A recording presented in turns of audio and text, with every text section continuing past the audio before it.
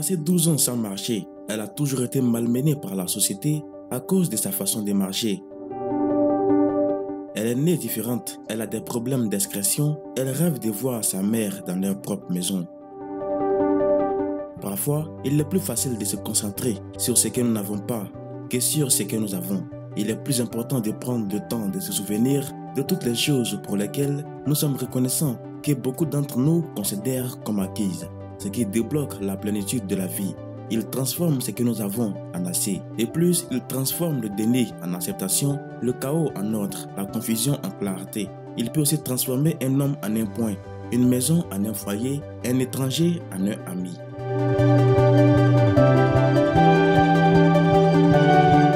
Anita a 11 ans. Elle est née avec une très grosse tumeur dans le dos. Elle était trop grosse, plus grosse que sa tête même.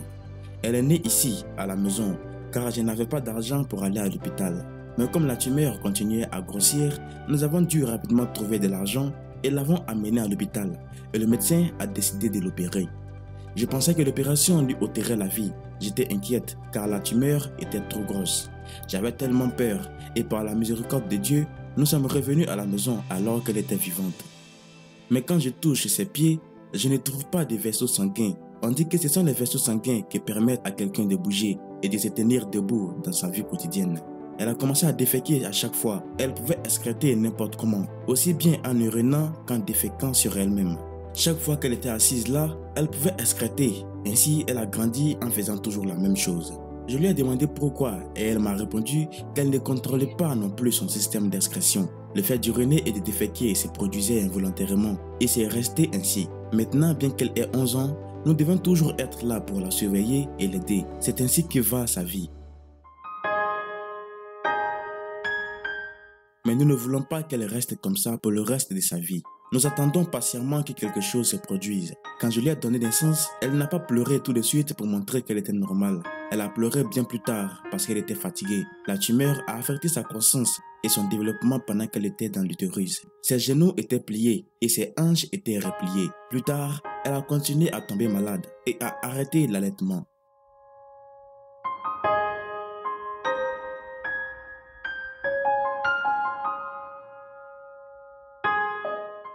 Quand le moment de ramper est arrivé, elle n'a jamais rampé comme le font les autres bébés du même âge à cette époque. Et quand le moment de marcher est arrivé aussi, elle a commencé à marcher en poussant les pieds vers le bas. Elle a développé son propre style de marcher. Elle a grandi normalement comme les autres enfants. Le haut de son corps fonctionnait bien, mais la partie inférieure dont j'ai parlé plus tôt est celle qui ne fonctionne pas du tout. Elle parle très bien et peut faire des activités domestiques. Elle est capable de faire la vaisselle, de laver ses vêtements et d'aller chercher de l'eau.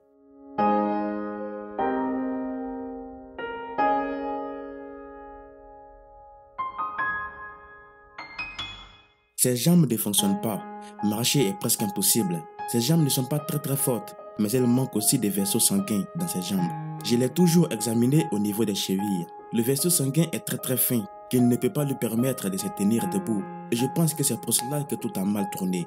C'est pour cela qu'elle ne marche pas. Et je ne sais même pas si ses os sont assez solides pour supporter la marche. Je suis allé à l'hôpital et j'ai expliqué le handicap de mon enfant, mais ils ne m'ont jamais aidé.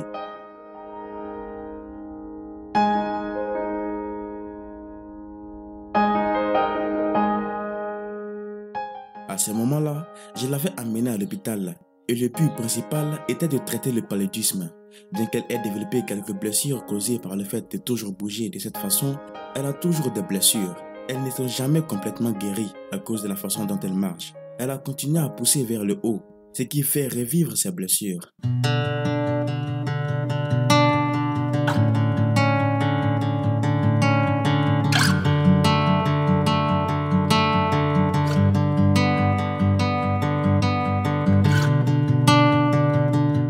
Même maintenant, elle a ses blessures, tant qu'elle n'a pas de fauteuil roulant pour l'aider à se déplacer. Elle a toujours enduré la douleur de ses blessures. Elle est courageuse et je n'ai pas assez d'argent pour l'amener à l'hôpital pour un diagnostic clair. Car ici, à la maison, je ne pense pas me permettre de payer une facture médicale. Et j'ai d'autres charges dont je dois m'occuper. Il y a 9 autres personnes, dont mon mari.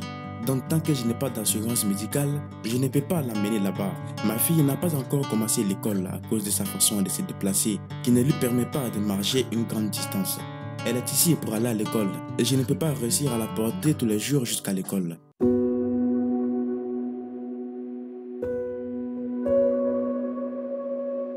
Un autre problème plus important, comment puis-je amener à l'école un enfant qui ne peut même pas se lever pour aller à l'école? Et le même enfant dont le système d'inscription ne fonctionne pas, c'est presque impossible. Elle apprend parfois sur les livres de ses aînés et ils lui apprennent parfois des choses comme l'écriture. Elle peut maintenant écrire son âge et quelques petits trucs. Elle pourrait être une élève intelligente, mais il n'y a pas assez de moyens. Je vois toujours qu'elle veut aller à l'école et assister aux cours. Je suis toujours près d'elle. Elle ne peut pas passer toute la journée seule.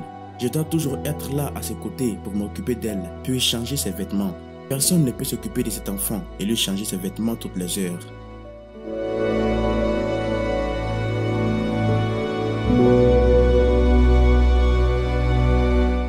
Anita a toujours confiance en elle malgré ses handicaps qu'elle a.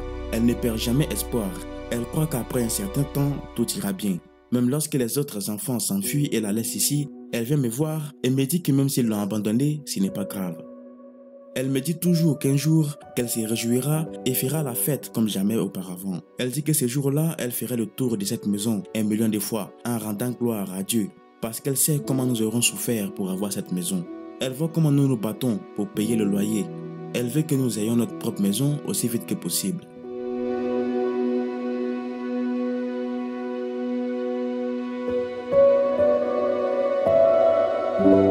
Elle aime jouer au football avec d'autres enfants.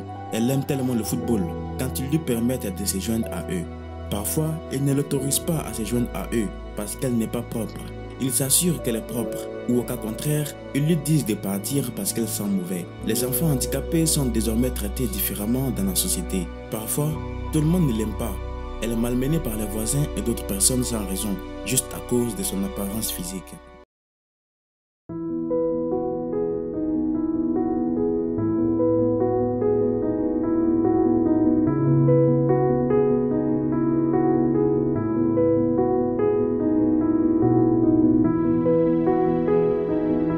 Certains voisins la chassent lorsque leur rend visite et c'est ce qui la blesse le plus, car elle sait qu'elle est née différente.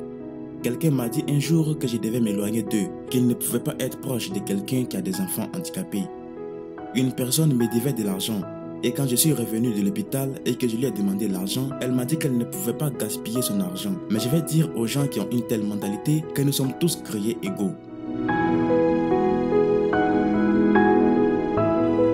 Elle m'a dit un jour qu'elle se tiendra sur ses jambes le jour où Jésus reviendra sur la terre et amènera les gens au ciel. Et qu'à ce moment-là, elle sera capable de se tenir debout et d'aller au ciel.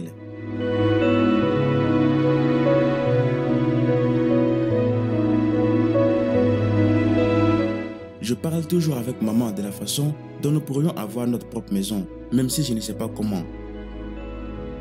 Mais j'ai peur que le loyer soit toujours à payer. J'ai 3 souhaits. 1 pour mon éducation, 2 pour avoir notre propre maison et enfin, j'aimerais avoir une télévision.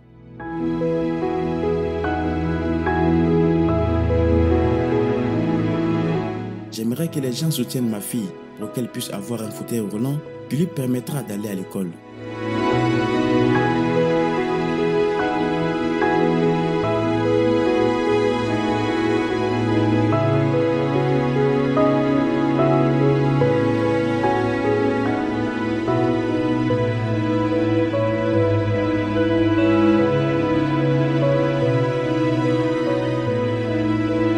La gratitude donne un sens à une partie, apporte la peur pour aujourd'hui et crée une vision pour demain. Merci de suivre Affumas Français. Je m'appelle Beckham. N'oubliez pas de vous abonner. À la prochaine et que Dieu vous garde.